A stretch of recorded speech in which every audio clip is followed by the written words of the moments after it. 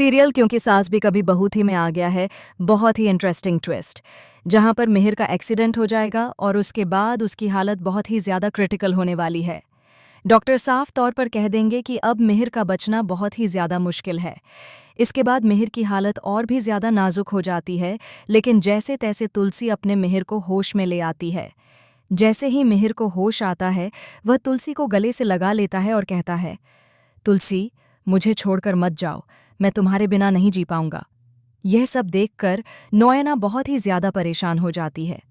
उसके होश उड़ जाते हैं, क्योंकि मिहिर ने उसे शादी के वादे किए थे। लेकिन अब उन वादों का क्या होगा, क्योंकि मिहिर न कभी उसका था और न कभी होगा। आने वाले एपिसोड में यह भी खुलासा होगा कि मिहिर ने नोयना के साथ कुछ भी गलत नहीं किया था।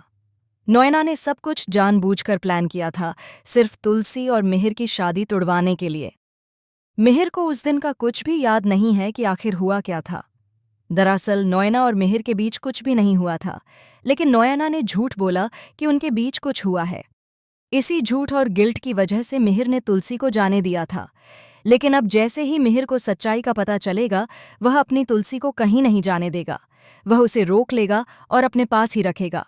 इसके बाद मिहिर और तुलसी दोनों मिलकर नोयना को सबक सिखाने वाले हैं, क्योंकि मिहिर ने नशे की हालत में भी कुछ गलत नहीं किया था।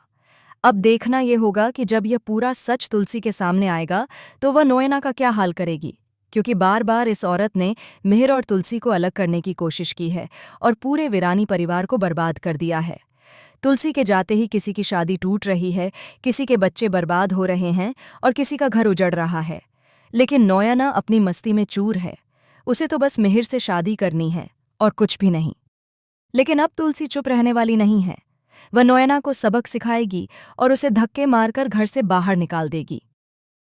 तो दोस्तों, आप कितने एक्साइटेड हैं आने वाले इस धमाकेदार ट्विस्ट के लिए? हमें कमेंट बॉक्स में ज़रूर बताइए। क्या आप भी चाहते हैं कि तुलसी जल्द से जल्द पूरे हक के साथ वीरानी हाउस में वापस आए?